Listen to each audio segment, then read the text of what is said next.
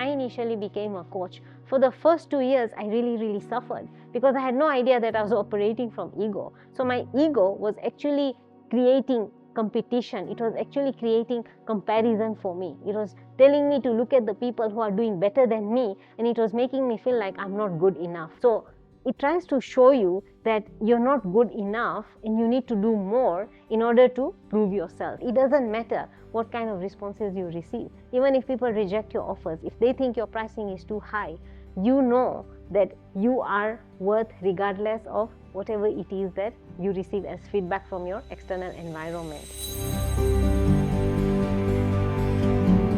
One of the things that I have been challenged with is creating balance between ego and self-worth. This is a very interesting topic because ego always drives us, right? And we are not even aware of it. And then on the other hand, we are told to have good self-worth, high self-worth, right? This is what we are all teaching. So, one day I just sat with myself and I was like, oh my God, what is the difference? Because how do I know whether I'm operating from ego or whether I'm operating from high self-worth? And this is something that shows up in your life, in your relationships, and in your business all the time, because we're always interacting with people. And remember, people will always respond to you in a certain way. So how you get back to them will depend on if you're operating from ego or self-worth. So what I learned is that ego is driven from protection. It's driven from a place where it wants to protect you and it wants to say that I'm the best, sort of a thing, right? So it comes from a place of saying that I'm not feeling very secure, so I must create a separation so that I can protect myself against this person. Now, I read a certain book called Stillness Speaks by Eckhart Tolle.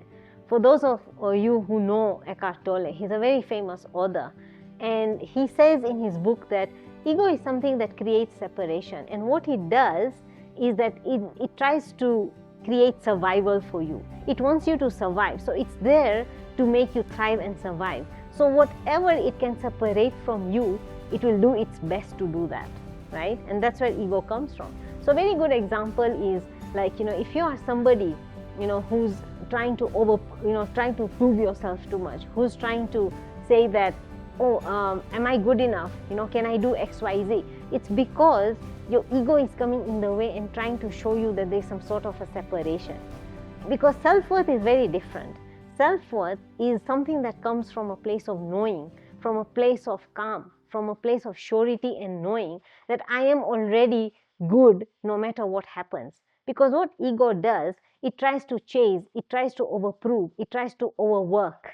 That's what it tries to do. So it tries to show you that you're not good enough and you need to do more in order to prove yourself. Because ego is always trying to thrive. It's always trying to protect you. It's always trying to get you to a different place.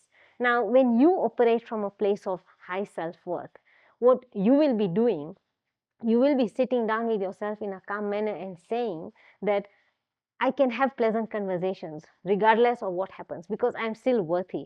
So ego says that I'm only worth when XYZ happens. And self-worth says that I already know that I am worthy regardless of. So it's more of a knowing. So ego is what creates comparison and competition. And this is something that's very common in business. Because I remember when I initially became a coach, for the first 2 years, I really suffered because I had no idea that I was operating from ego. So my ego was actually creating competition. It was actually creating comparison for me. It was telling me to look at the people who are doing better than me, and it was making me feel like I'm not good enough. So what was I doing? I started working harder. I started putting in more effort. I started chasing more clients.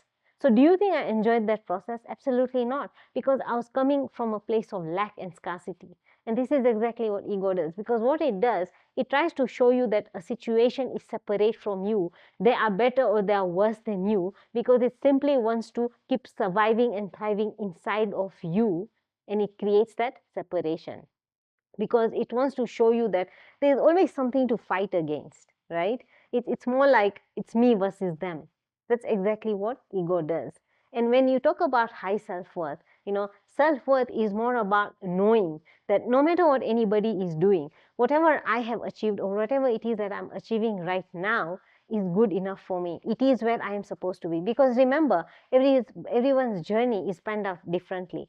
You and that other person are never going to have the exact same journey, no matter what strategies you implement, right? No matter what kind of ideas you borrow from them. You'll notice that whenever two people are trying to do the same things, they'll most probably never get the same outcomes, right? It's because of the place that they're operating from.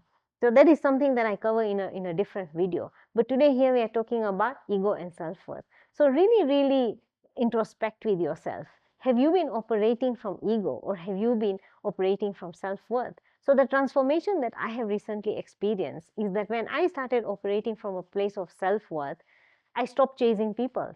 When somebody comes and tells me that they're not ready or they want to come in later or they don't want to come in at all, I'm still calm, I'm still happy, I'm still satisfied and fulfilled within myself because I know that I'm worthy regardless of whoever joins my programs, whoever joins my coaching or not. It does not matter. My self-worth does not identify with the results that I'm achieving.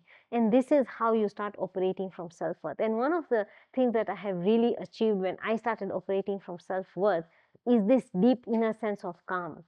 Because when you start knowing that your self-worth is existent regardless of whatever is happening externally, you start operating from a very great sense of inner peace and calmness. And this is exactly what ego does not allow you to do. Now, I'm not saying that ego is a bad thing, because ego is also good because it keeps driving you forward. It tells you to do more, right? But again, how do you integrate ego and self-worth? So you can use ego to drive you forward, to propel you forward towards whatever it is that you want to achieve. But self-worth comes in when the process actually starts, because you don't want to get into competition and comparison, because this is something that's actually going to start pulling you back. I remember, as I mentioned, in the first 2 years of my practice, when I was comparing myself to other people, I started feeling small. I started feeling like I'm not going to be good enough until I become like them, right? And I felt like whatever I do is never enough. I wanted to keep doing more and more, right? So this is where my ego kept creeping up. And when I switched from ego to operating from a place of self-worth, when you start operating from a place of self-worth, you also start operating from love. So even if you face client rejections, for example, so nowadays I work a lot with female business owners, and this is what I try to teach them, that it doesn't matter what kind of responses you receive. Even if people reject your offers, if they think your pricing is too high, you know that you are worth regardless of whatever it is that you receive as feedback from your external environment. So really ask yourself, has ego been playing a larger part, in your life, your business, your relationships, or has it been self-worth? What place are you coming from? Because ego will always keep telling you that you're not worthy until XYZ happens. And when you come from a place of self-worth, you'll always be in the knowing. You'll always be in the calmness that, yes, I already am.